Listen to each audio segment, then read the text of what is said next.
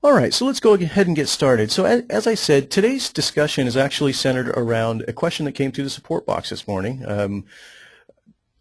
One of our members had asked, how do you create a video business card, basically a virtual business card using an Edge presentation?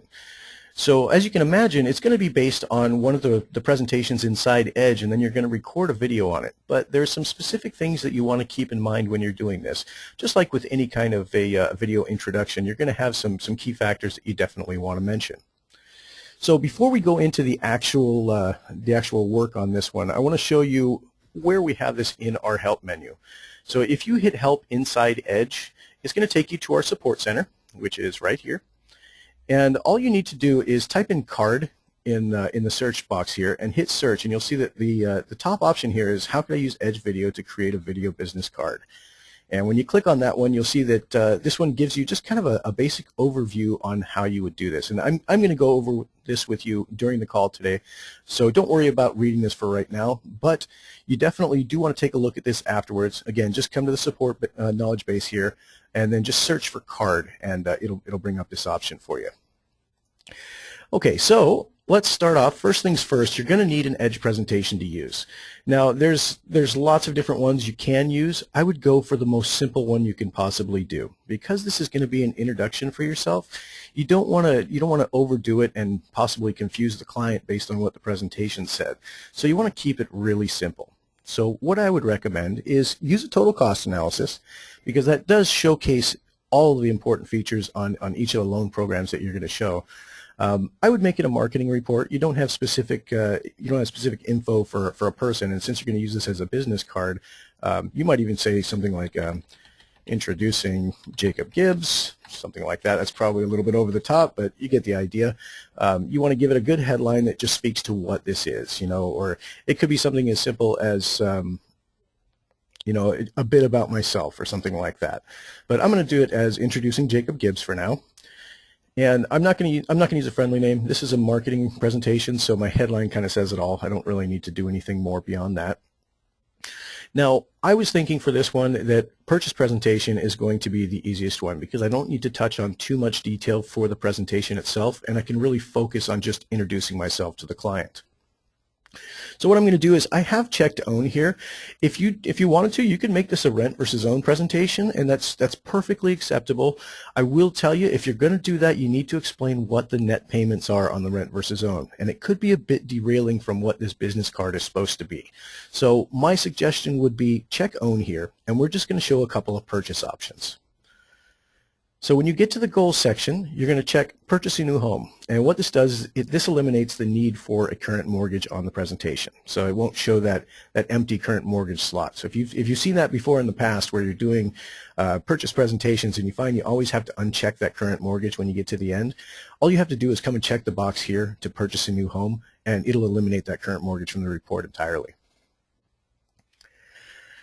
The next step here, property value. This is just going to make it a little bit easier for when you're creating new products, because it'll automatically use this property value as your purchase price. But you want to pick something in the median range in your marketplace. So, if you're in Brentwood, you're going to be pretty high up there. If you're somewhere that's a little more rural, you're going to pick something a little bit lower, but something central to how you operate and what your market does. So I'm going to choose 250 for this one. And then I don't need to fill in the other fields. Any field that is not in red is not required. Now you can see that oftentimes on these fields, if you hover over them, there's actually a tooltip that goes along with them. So it tells you what these fields are for and when you should be using them. So, take some time going through Edge when you're going through the wizard, and just kind of leave your mouse over these fields and see what happens, because there are quite a few of them that do have these tooltips on them that should help you to understand what these are. Now the affordability section, we don't have a target client in mind, so there's really no reason to put anything in here unless you're going to show tax benefit. Now if you do want to show tax benefit on the presentation, that's perfectly fine. We've got to kind of guess at a range though. So I guess the biggest thing we want to do here is just kind of get a target range for what you think would qualify for that property value you're looking at. So for a $250,000 property, I'm going to say that probably $80,000, so it's going to be about a 25% tax bracket. So I'll put 25 in there. If you want to find out specifically what meets your income here, you can hit Find Tax Bracket, this takes you over to the IRS site, and you can see that just for single filing status, we can see what the ranges are here. I chose 80,000 as my income, and you can see that falls in the 25% tax bracket. So that's why I use 25% there. And then if you want to, you can show the MCC credit as well. Again, this is probably going to be another thing that you'd have to explain during the video, so you want to keep it simple. So I'm going to leave the MCC credit out of this one. Now the minimums and maximums, this is for you taking an application. You can actually bypass this one entirely for a marketing presentation. You don't need to put anything in here. And now we get into new products. Now I would advise only show 2 products. You don't need more than that. Specifically for this one, again, you don't want to take away from what your video is saying. So I would do some very simple purchase options. These could be, a comparison between FHA and conventional. It could be 2 different price ranges that you're looking at, or it could be, the same loan but with additional points paid to lower the rate, something like that, something very simple that will just show a good comparison between 2 products. So for this case, I'm going to show an FHA versus a conventional. So I'll say FHA 30 fixed. This is an FHA loan, so I'm going to tag yes, it is an FHA, and then I'm going to put in my down payment percentage. So we'll put in our 3.5% down, and then we'll put in the rate we can get for them right now. So let's say it's about 4.5 on a 30-year term. Now when you hit the right arrow, you're going to input your closing costs either in the form of a template, or you can line item if you want. You can even ballpark these. It's not necessary to get too detailed on this one. Remember, this is just your business card, so you don't have to go into too much on this. In a case like this, I would probably even just ballpark the fees, but it is pretty impressive when the borrower clicks around and they can actually see the line itemization. So up to you in terms of how you want to attack it. I think I would go ahead and just use one of my templates, because I think that would probably be the easiest way to go. And then just update your origination fees, because those are the ones that are going to change. And then, of course, your hazard and taxes. You should have those blank in your templates so that you update them on a case-by-case basis. So I'll put in my hazard and tax reserves. And I actually had an extra fee in there. If you guys have an extra fee that you want to get rid of, all you have to do is hit the little trash can button next to it, and it will remove that line item from your fee detail. Now once you're done with the fee detail, hit apply to loan, and then we need to make sure and put in our upfront MIP, and we can toggle from dollar to percentage by hitting this little percentage button. So I'm going to put in my 1.75. I'm going to add that to the loan amount, so that's going to finance it on top of that base loan amount. And then I'm going to continue on to the monthly costs. So hazard insurance and taxes, you can do these as percentages. That tends to make it easiest. And then mortgage insurance, we've got to make sure for FHA loans, especially the high value ones like this one, we're going to use the 1.35 factor. We need to make sure and check the box to recalculate the MI every year based on the balance. This is something that is specific to FHA loans. Well, I should say government loans in general. You would not check this box if you're doing a conventional loan. So remember, this is only for FHA and USDA loans. Now, very important for FHA, this has to carry MI for the life of the loan, so we need to tell it that the MI cutoff month is 360. Now, the way these cutoffs work is that the cutoff month is the main operator. So this is telling Edge it has to go for a minimum of 360 months. Now, it used to be with FHA loans, and if you're doing a refinance for an FHA loan, it used to be that they had to carry it a minimum 60 months, then it could drop at the 78% mark. So just keep that in mind. On a current FHA that was done before July of last year, you would put the MI cutoff month at 60, and then the 78 here would be the secondary operator. So after 60 months, if it's at 78%, it'll drop. If it's not at 78%, it'll continue to go until it gets there. But for today's FHA loans, we just want it to carry for the life of the loan, so this is the most important factor. Now, if you want to make MI tax deductible, you can. It's up to you. It's currently still tax deductible. They vote on it every year, so it could change. If you don't want to get caught in that conversation, you could probably leave this unchecked because, again, we don't know what it's going to be next year. And then my next step is to add another product. And for this one, you don't need to do too much work. You're just going to use the copy button. So first, I'm going to name this one conventional, and I might even actually use an acronym there or abbreviation, conventional 5% down. Now when you use the copy button, select that first product you did and hit OK. And then what I'm going to do is I'm going to actually go and zero out the upfront MIP. And then I'm going to toggle from FHA yes to no. This is no longer an FHA loan. I'm going to change my down payment percentage to 5%. And then I'm going to alter my rate in terms of what that conventional loan would be at. So it's probably going to be a little bit higher, say 4.75. Now because I copied, all my fees came over. I don't have to do anything with those. And my monthly costs came over, but I need to make sure and alter my MI factors. So for conventional, it's probably going to be about 1.1 on this high value one. And then we don't want to check the box to calc on balance. And then we want to remove the MI cutoff month. So this tells Edge that it's going to take this $217 payment, and it's going to be the same payment every month until that loan hits 78% loan to value. Then it's going to drop off entirely. All right, so we've got our new products in there. You can see that if you were doing this for a specific client, you might want to actually show a reinvestment for this monthly cost savings. But for a case like this, I don't think it's necessary. Remember, we want to keep this very top level cursory, and we don't want to confuse the client. So for your long-term metric, I would recommend showing total interest in MI paid. That really is one of the main differences between FHA and conventional loans, is that MI that they have to pay. So I like using this metric for the long term. It tends to be nice and easy to understand for the client. Now contact information, this is a marketing report, so you can leave this blank. This property address won't show up at all on the presentation once you've made it a marketing report, so don't worry about filling this in. Now the last part is select what kind of presentation, and this would be a total cost analysis. And then make sure to put your payment notes in there. These are very important for compliance. These appear right beneath your PITI payment on your Edge presentation. So if you choose to only show P&I payments, which is perfectly fine, it's up to you, just make sure you notate it here so that they know that these payments don't include taxes and insurance, and that the total PITI payment may be different at time of close. Now, the next couple of screens gives you the option to edit the text that goes alongside the more infos for each one of the quadrants in Edge. And if you want to, you can edit these. Again, you could probably leave these exactly as they are unless you have specific information that you'd like to get across. So same thing on the short term. I might put a little bit of verbiage in here explaining what the short-term savings is.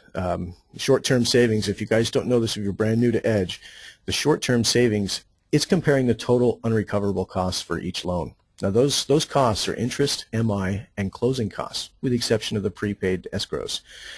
So if you're explaining this to your client, you're basically looking at, we're not considering principal paid on these ones because they're retaining that in the form of equity. It's not a cost. We're not considering those prepaid escrows because those are not a cost of doing the loan. They're going to pay those either way. So we're just isolating the interest, MI, and closing costs. And we compare those two against each other for each of these programs. You can see that the FHA loan is actually saving a significant amount of money at the 5-year stance. Now, if you wanted to push this out and see where it gets to in the long term, you can push it out a little bit farther. You can see what it looks like at 10 years. And we're seeing pretty good savings going forward, and that's primarily a function of that rate. Now, we'd have to go quite a bit farther until we start seeing the savings on that conventional loan in this particular case, because the rate is a little bit higher and it's got a pretty high MI factor on it that carries through 78%. So we need to make sure, if we wanted to show where that breaks even, it's probably going to be about 20 or 30 months after that MI drops off on the conventional loan. But again, don't focus too much on that. You can probably just leave this at 60 and it'll be just fine. Now you can see over the life of the loan, the FHA loan pays more interest in MI. So that's kind of what I was talking about a minute ago. You'd have to go pretty far down the line to find out when it breaks even and that conventional starts saving. So that's why I wouldn't drill into it in too much detail on that short-term area. Now the last part is, how do you want to present this? I would always recommend choosing the email link. Even if you're going to print or PDF this one, choose the email link first and hit the preview button. The reason for this is the preview button shows exactly what is stored to our database. So this is the figures that have been saved. Now if you run into a problem in your browser where it's unable to save for some reason, or it's caching information, and you go to hit print or save as PDF, it's going to try and use what's inside the browser, but it may not be what has been saved to our database. So always, always, always choose email link first. If you want to print it or PDF it, hit preview, and then use the buttons at the lower right corner of the presentation. These ones here, the print and save features, will give you the best possible options for both clarity and to ensure that the data matches what's actually on the database. All right, so let's get back over into Edge. So last part here, got to make sure and put a quote date on here. Anytime you are advertising a rate, make sure there's a quote date on it. You don't want to get called on the carpet for a rate you quoted 3 weeks ago that's no longer available. If you want to, you can enable the call button. By default, you have 3 click-to-call credits that are part of your account for free, so you can try it out and see if it works for you. If you wanted to get more credits after you've exhausted those, you can do those in the settings area, and I'll show you where that is. And you would go to click-to-call, and you can see that how many calls I've received, but I can get more credits by hitting that button there. Now I do see that there's a question from Keith in the box about the new widget added to Edge. When we're done with this presentation, absolutely, I will go over how to create that Edge widget for you, and we'll cover that in detail. So for now, let's get back over to our presentation. So the last step here, and the most critical part, is recording the video. Now you're going to hit Generate Link. This is how you get to the video recorder. Now you now have a short link that you can use. Now, you can make a note of this if you want, but you can always come back in here and regenerate this link, and it'll be the same link every time for this presentation. So don't worry too much about having to copy this. I would say, though, for the purpose of this presentation, I'm going to put it on my email somewhere. So I'm going to copy it. I'm going to open up a blank email and just paste it in there so I have it. And I'll show you what to do with this once we're done with it. Now, last part, add audio video.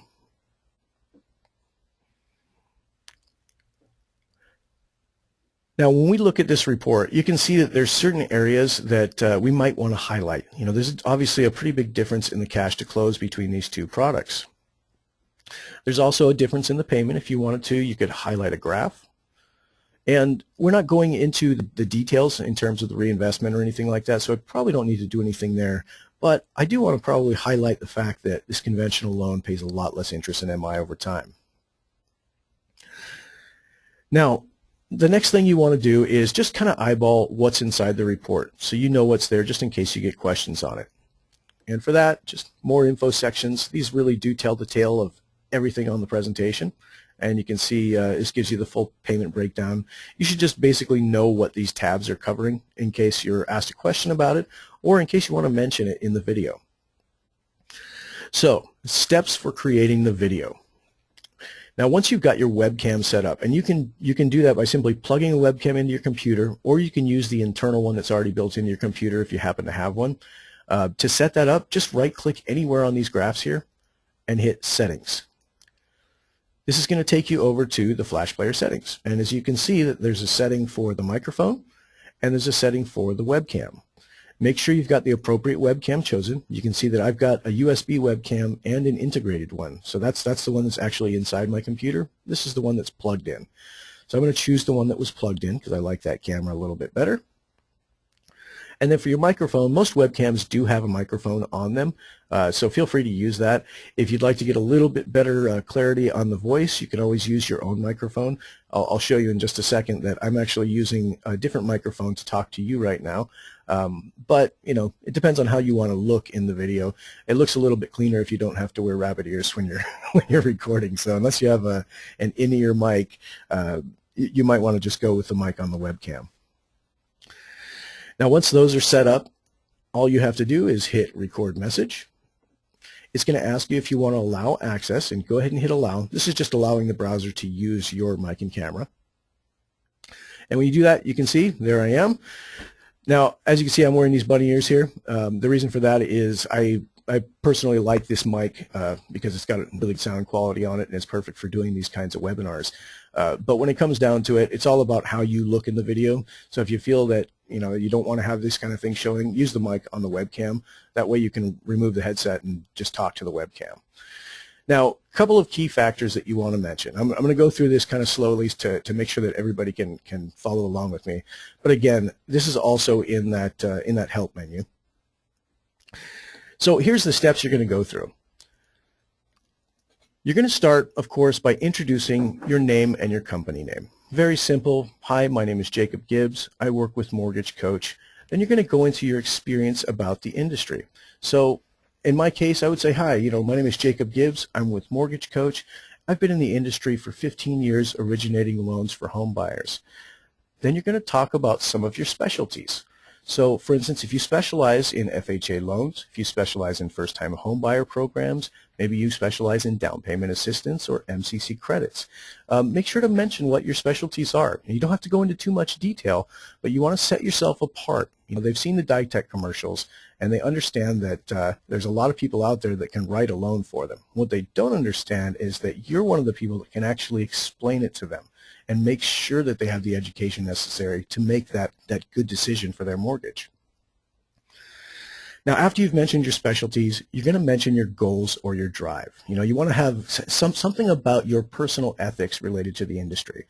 For example, something like, over the years, taking out a mortgage has become a really scary thought. My goal is to ensure that you always have all the necessary information to make an educated mortgage decision.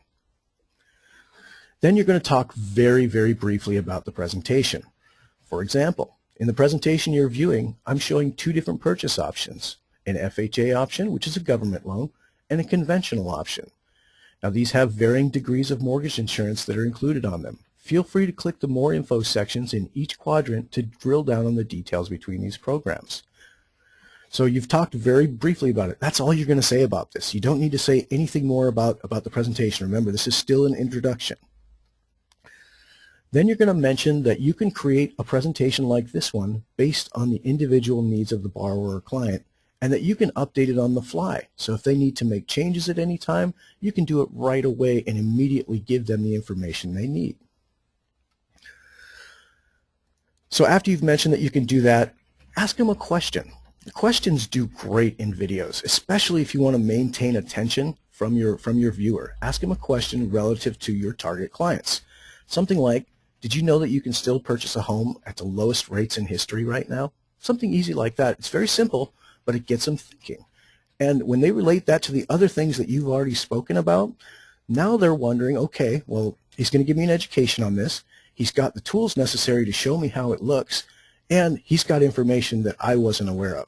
So maybe I need to think about this a little bit more. So after you've asked them the question, once you've got them considering what's going on, give them a call to action. Has to be a very intentional call to action. Do not use the word if. I see people doing this a lot, and it really detracts from what would otherwise be a great presentation. If you'd like more information about this, give me a call. Well, I'm a borrower. Well, if? No. Don't use if. That's going to be the one thing that can unhinge your presentation. Use something more direct, like call me today so we can discuss your mortgage needs in more detail.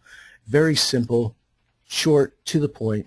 This entire video introduction should be about 2 minutes or less. It really shouldn't take you long to do this video, and you don't want to flood it with information. So I'll go through those again real quick, but I will tell you, you can hit help in Edge, and let me open this up because there are some questions in the box asking if there's a script for this. It's not necessarily a script. It's kind of just an overview of what I would say. So if you hit help inside Edge, it takes you to our knowledge base, and then when you're at the knowledge base, do a search for card, because I know that card is in there. Hit search, and it's actually the first one in here. How could I use Edge Video to create a video business card? And when you click on that guy, it gives you the step-by-steps that we just talked about.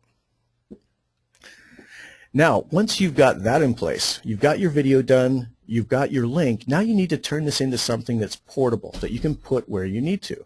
Now remember, Edge links can be put anywhere. So you can, you can put this in your email signature, you can put this on your blog, on your website, and I would recommend put it everywhere. Once you're happy about it, put it everywhere, include it on something that's definitely going to draw eye contact from people.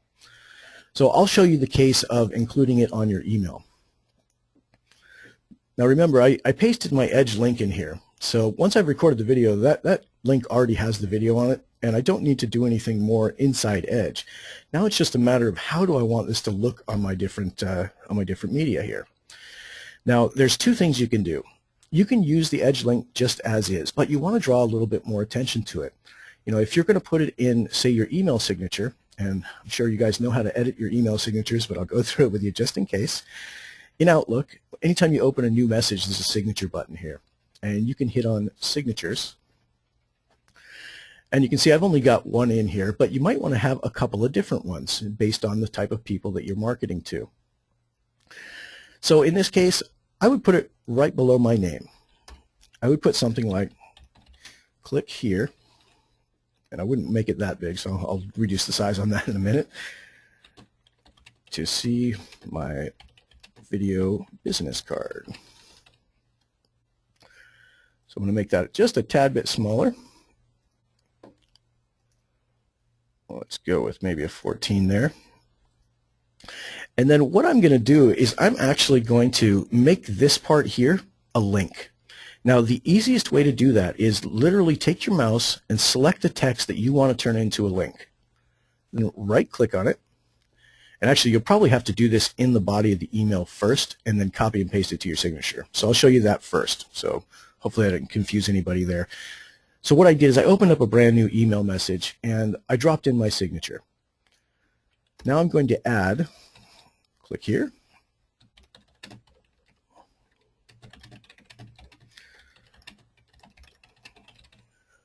and then I'm going to reduce the size of this one. I don't want it to be quite so big. And now I'm going to turn this part right here into a link. So that click here is what I'm going to use. So first what I need to do is I'm going to copy my Edge link because I'm going to need this. So select it, right click, copy. Select the text that you want to turn into a link, right click. Come on. It's not giving it to me. I'll have to put it up here.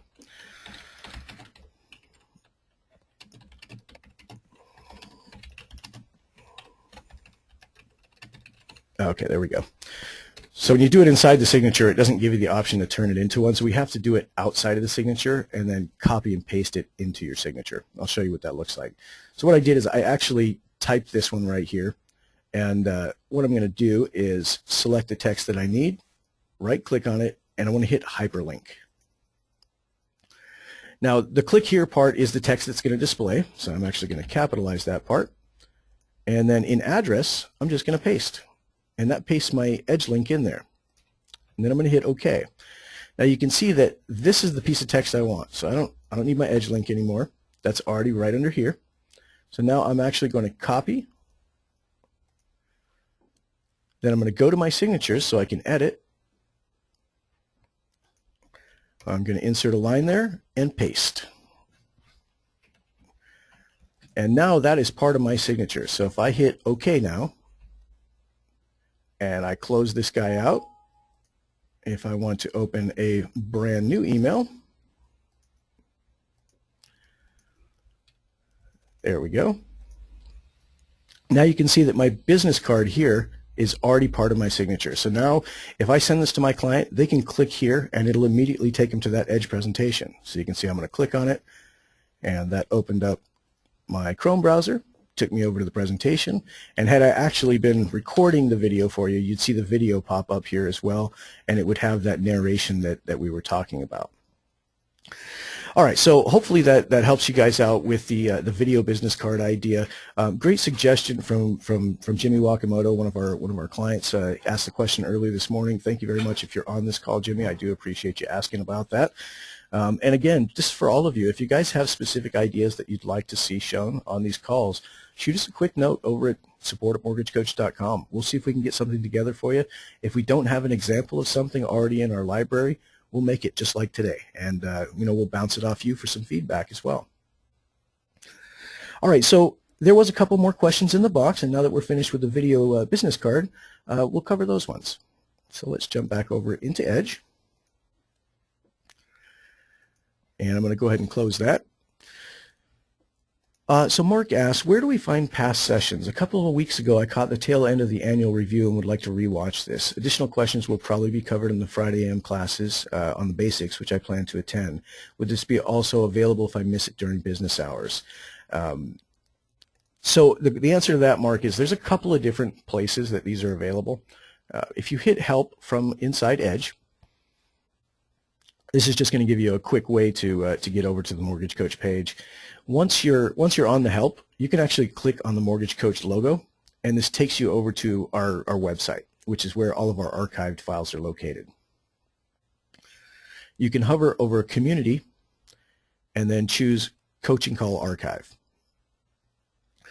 Now, these ones here are all the Tuesday and Thursday calls. So you can see we've got them all in a row, and today's session at the end of, well, probably a couple hours after we finish today, will be loaded right here under the Scott Cummings call we did on Tuesday.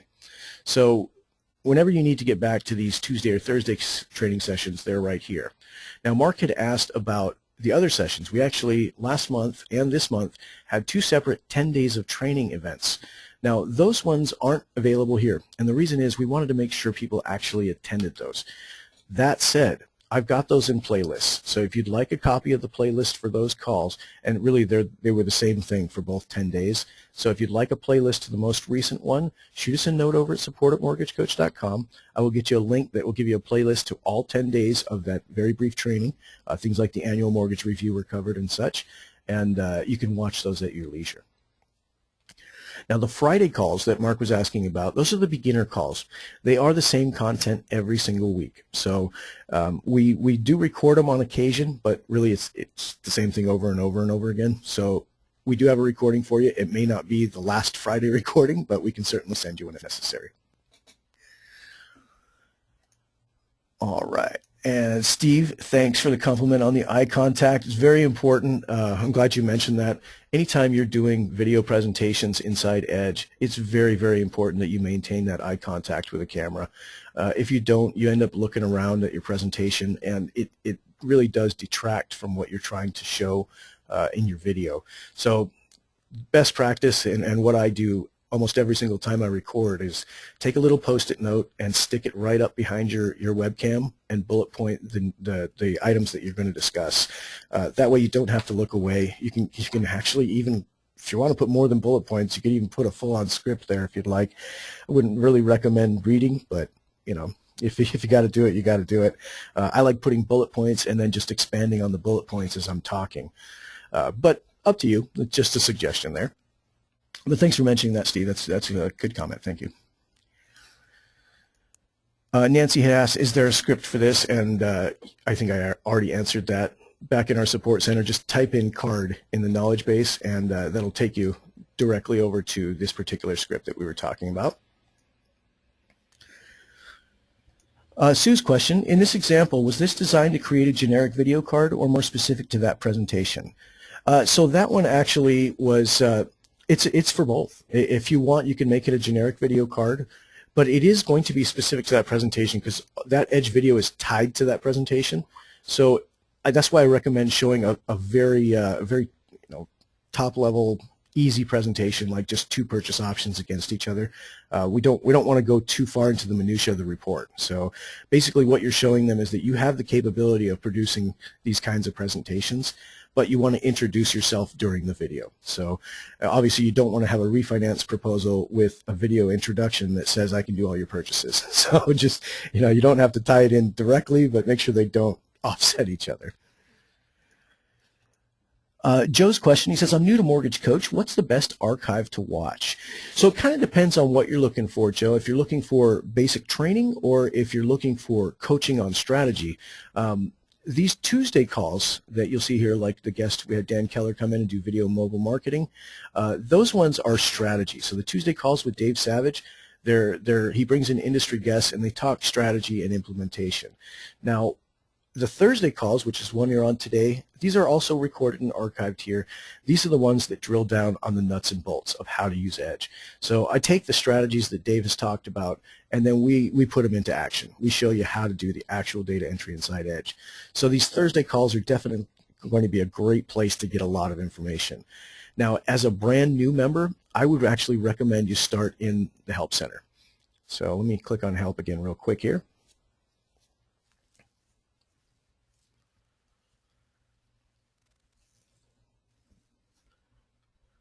All right. So there's some featured ones that I put up here for you. These are actually the ones that I recommend you watch before you even start trying to drill into the rest of them. One of them is just how to get help, how to use the knowledge base, how to read the total cost analysis. This is really important. You really should know when you're sending out these presentations exactly what each of these quadrants is representing on the presentation. So I would highly recommend you check that one out. Setting up the basics. This is just getting all your settings together, making sure you've got your photo and logo in there. Very probably the most basic video on here. And then creating a purchase or a refinance total costs. The total cost analysis is your bread and butter report. That's the one you're going to use 90% of the time with your clients.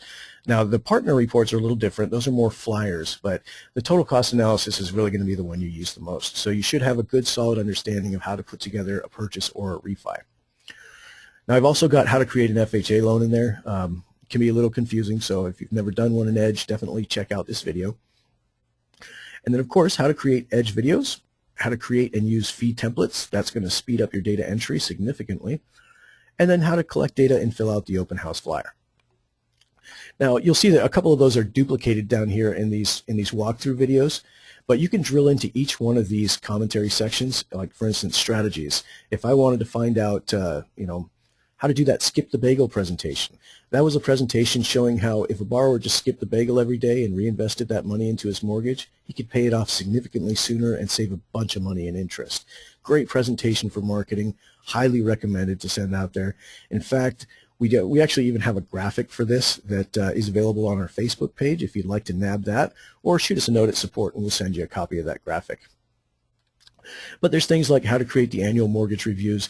These are very step-by-step videos, but they're great for strategy. Once you've got the basics on how to do the data entry, then you want to dive into strategies like these. All right.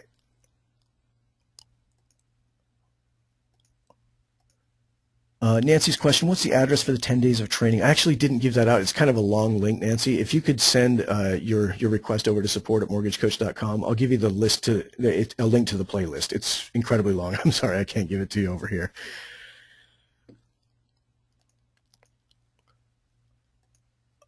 Oliver's question, he says, I cannot edit the payment notes. It's grayed out. So if you're on an enterprise license, your enterprise administrator actually has control over things like the payment notes, and they can lock them. So if yours is locked 10-to-1, it's because your administrator has locked down the payment notes to ensure that they're the same every time. In cases like that, there's other areas that you can put notes in. For instance, let me go back here. Actually, we'll just go back a couple screens. So this is where you'd want to make use of more info notes, things like in the short-term savings, this area right here where it's showing the verbiage. You'd want to add additional color around that. And then during your video, make sure to instruct your client to hit those more info sections to see all the additional notes. Brad's question, and I remember this, lighting has continued to be an issue for me. Any tips are appreciated. So, and I've seen Brad's videos. Brad, your videos are great, honestly. It's that desk lamp that you have that's been causing an issue. So some tips on lighting. You're always going to get the best lighting when recording videos if you have overhead lighting. If you have a lamp on your desk, try and get it out of view of the camera. It's going to actually cause like a halo effect on you. And, we don't all necessarily need to appear as angels to do this. So try and get the lights off of your desk and try and make sure they're overhead. Now, if you do have a giant window behind you that's open and you've got sun shining in, you're going to run into kind of that white light mess on your video. So, drop the blinds and again, try and make sure the lighting's overhead. And I've seen your setup, Brad. I know that might be a little difficult in the space you're operating, but if possible, you might even want to just take and move that desk lamp to the other side of the room and maybe point it at the ceiling so it drops light. So hopefully that helps there, Brad. I don't have a whole lot else to tell you. Everybody's individual lighting is going to be different, but I will tell you that I do have one thing for you. What you can do, remember I mentioned that post-it note behind the video camera? When we first started testing our video cameras for this process, we found that some of the video cameras tended to take in more light than others. So what we did is we actually took a post-it note and we put it over the camera but not flat against the wall. So we put it perpendicular to the camera, kind of like the brim of my hat over the camera. Now what this does is this keeps, external light off the top so it doesn't catch too much, and allows it to just catch what's coming forward. So give that a shot if you would, Brad, and let me know if that works. I know you have a huge window there. It's going to be tough, but try giving it a brim. Put a little post-it note on the top of your webcam so it looks like the brim of a hat, and see if that helps at all. All right. And Adriana, thank you for the compliment. I do appreciate that. Jeff's question, are there any business cards made by other loan officers that can be watched? Not yet, Jeff. That's actually why we went over it today.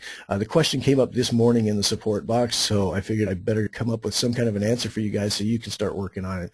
But that said, I'd love to see your guys' first take on this. When you got one that you really think is good, shoot it over to me. I'd love to put it in the Edge Hall of Fame so that other people can see how it should be done.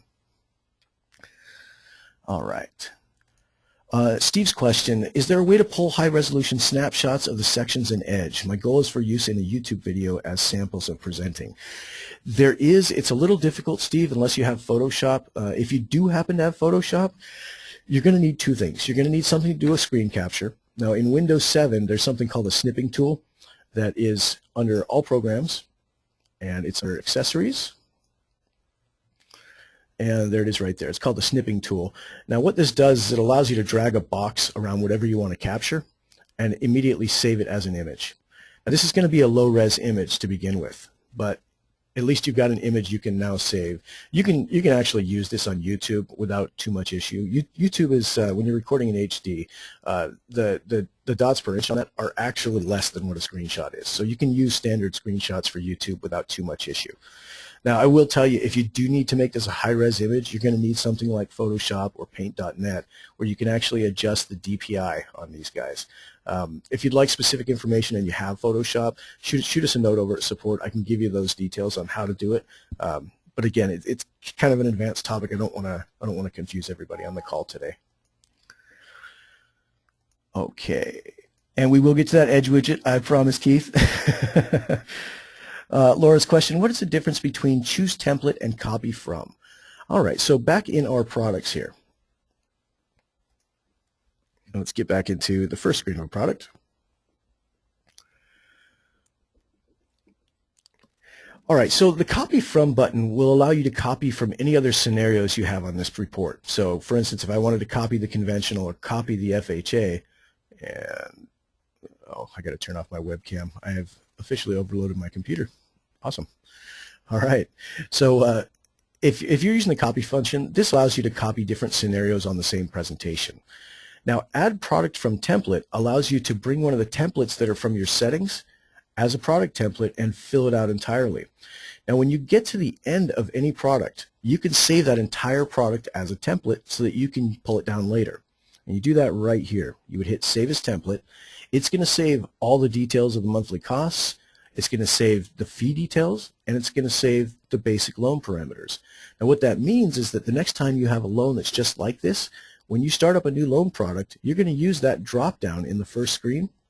And let's go back to that. You're going to use this drop down to select one of your product templates. That's going to bring in all of the loan parameters, all the fees, all the monthly costs. So this is the more global version of doing a template. The fee templates are just the fees, whereas this one is the entire loan with the fees. So hopefully that helps there, Laura. Let me know if you need any further clarification on that one. And before, we'll get to the widget in just a second here. Jeff's question, where can we watch any other Edge videos made by other loan officers? So the place to do that would be the Edge Hall of Fame. So you go to the Mortgage Coach site, and you'll have to excuse me here. I know that this is looking kind of weird. Let's try that again. So you go to the Mortgage Coach site, hover over Community, and choose Edge Hall of Fame. And you'll see that there's lots of them up here from other originators that have done some great presentations that they're sharing with you. And you can see we show you which kind of presentation it is. So there's a rent versus own there. Most of these are total cost analyses. Like I said, it's your bread and butter report. But you get all the way down to things like, Clark Schaefer had done a loan GPS report. It's a pretty cool name for it. something you might want to kind of adopt there. Now, there's also, HARP 2.0 refis, building wealth with home ownership. So there's lots of different examples here that you can use to kind of model what you're trying to do. And down towards the bottom here, you can see we've got open house flyers. So if you wanted to see what other people are doing with that. And then we've got, different kind of marketing messages. This one is actually one that came across fairly recently, a marketing message to prospects on a total cost. So this is kind of like the video business card that we're talking about today. And Glenn, I know you're losing my audio a bit there. Let's see if I can do anything about that. I think that was because I was overloading my machine with GoToMeeting.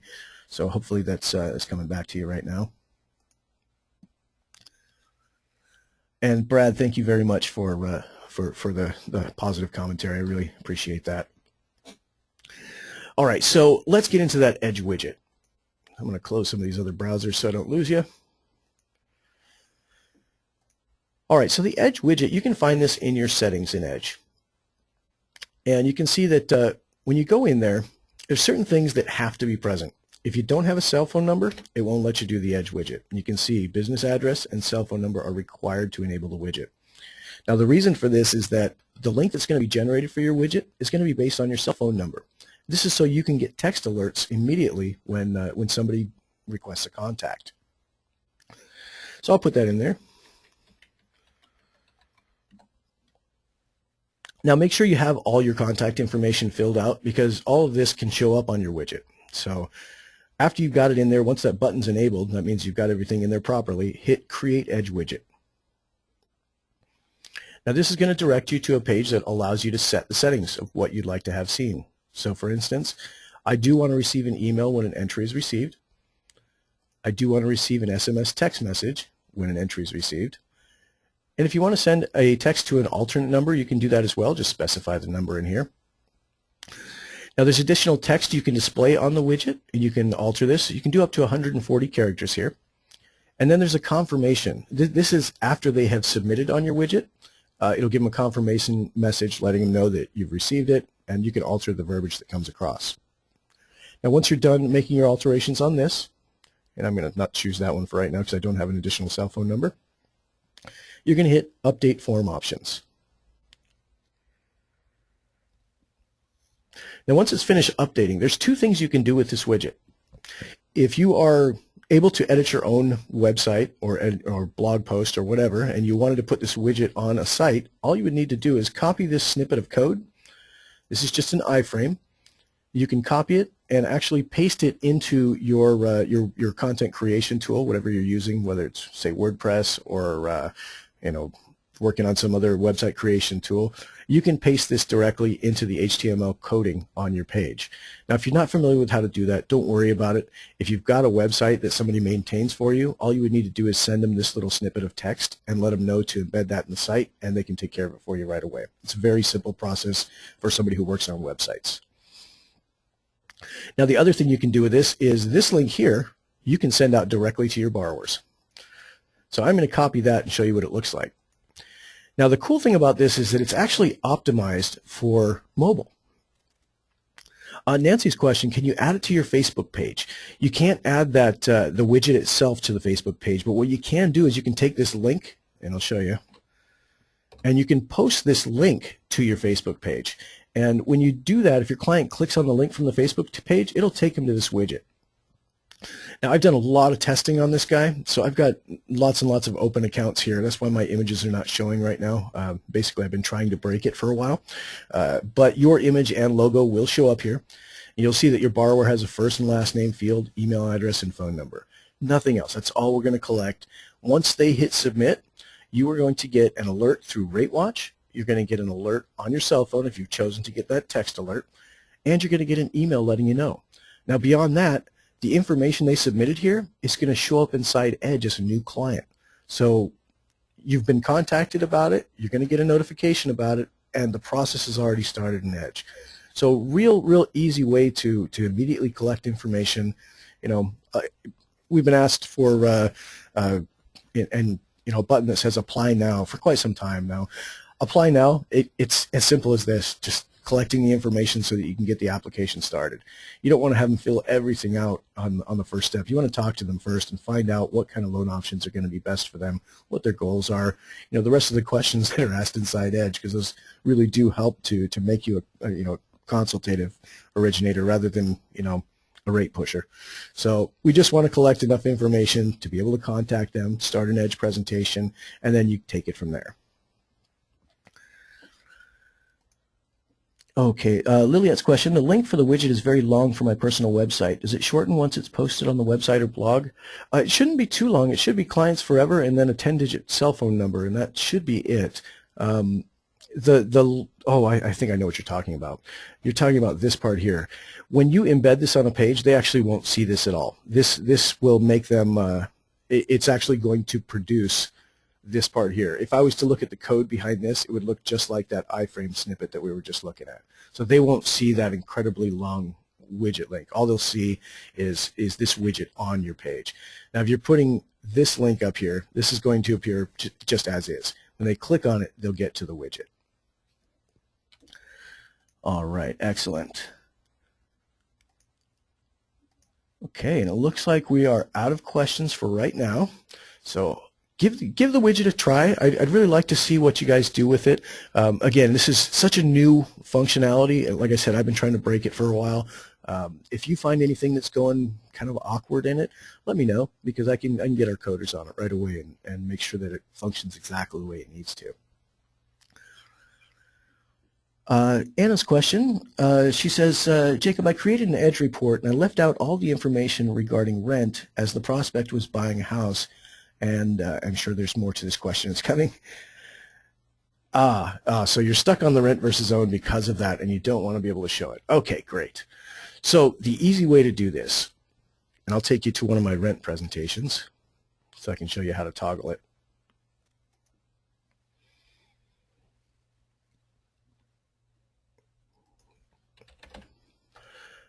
Okay, so there's one I did a while back.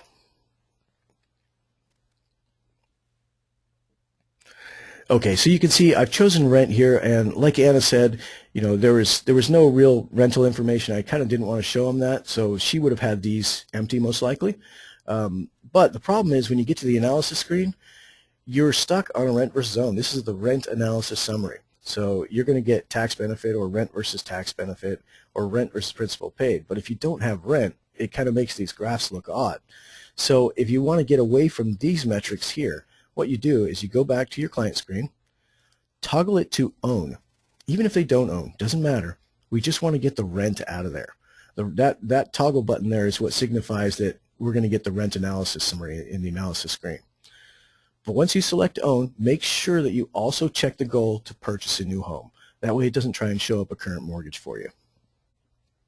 Now when I get to the analysis screen, you can see that this is again a total cost analysis summary instead of the rent versus own summary. So at this point I can go forward and continue preparing the total cost. Glenn's question, on the widget when embedded on our site, the text boxes for name and contact are blank. How do you enter in what they are to put in the 4 boxes? Actually, Glenn, you know what? I heard that from one other person as well. I think it's based on the type of browser. If you would, send me a quick note over at support@mortgagecoach.com. I'd like to try and find out what exact variables you're using, what kind of content creation you're using so that we can help you find a solution there. But those should show up automatically in most browsers, so when people open it up, they should see those prompt texts. If you're not seeing it, again, I did hear one other person say that as well. Need to get a little bit more information from you so that we can help isolate what the problem is. Ralph's question, how do you use the copy analysis button?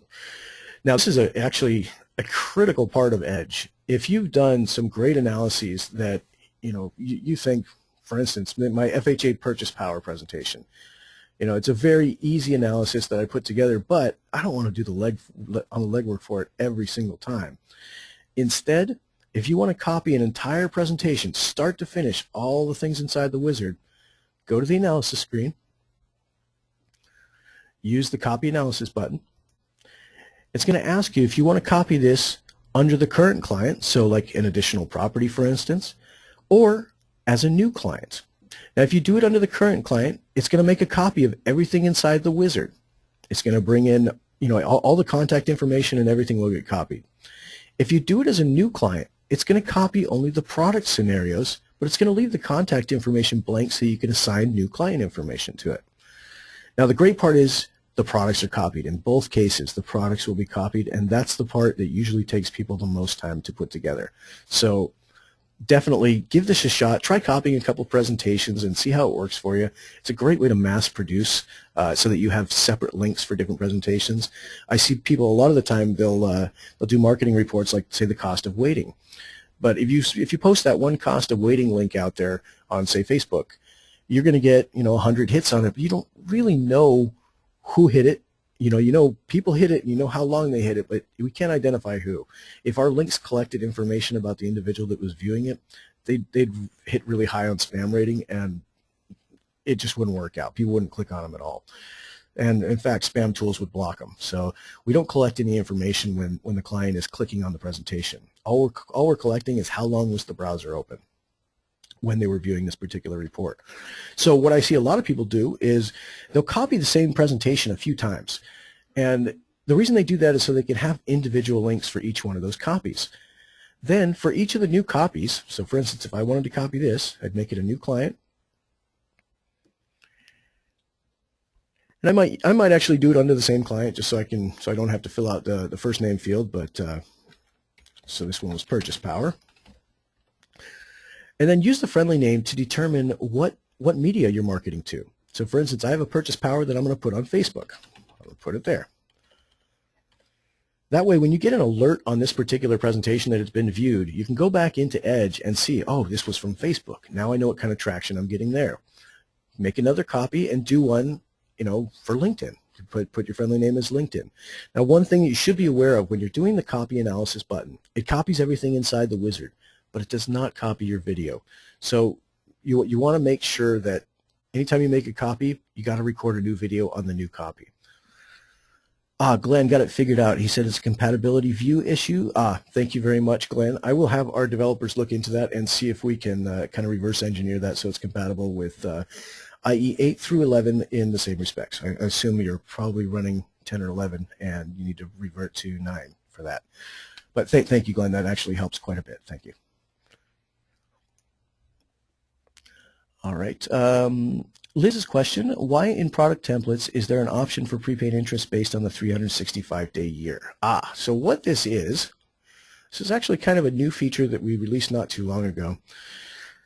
Oops, let's go over to product templates. So this guy right here, prepaid interest. Now you'll want to consult your I guess probably your lock desk would have the best information on this, but 9 times out of 10 you're going to use that 365-day year. But there may be certain programs that you have to use a 360-day year. When we designed this, we weren't aware that you'd need to do this on a case-by-case basis for individual loans, so we gave the option to make a global check. So if all your loans are going to be based on a 360-day year, or all of them are going to be based on 365. Of course, we understand that different programs can have different bases for these. So for right now, this is a global setting for your prepaid interest. The easiest way to check it is run a quick, actually, if you run a 1003 inside your loan origination software and apply prepaid interest for X amount of days, and then do the same presentation inside Edge and see if your prepaid interest matches. If it doesn't match, you'll need to come in here and just toggle it to the other one. That'll just ensure that it's based on the same calculation as your loan origination system is using. Now that said, we are going to be revising this fairly soon here so that you can choose this on a product-by-product basis. So we understand that some products will have a 360-day interest, some of them have 365. Just kind of depends on who the lender is, and if it's a government loan, for instance, it's oftentimes going to be different than conventional. Adriana's question, she says, back on the widget, when I embed the link, that entire text box is displayed. Yes, if you embed the link onto your site, this entire box will be displayed on your site. So when you're embedding it somewhere, you obviously want to make sure and choose the appropriate area on your page to do so. Probably go into a little bit more detail, but I don't want to confuse everybody on this call.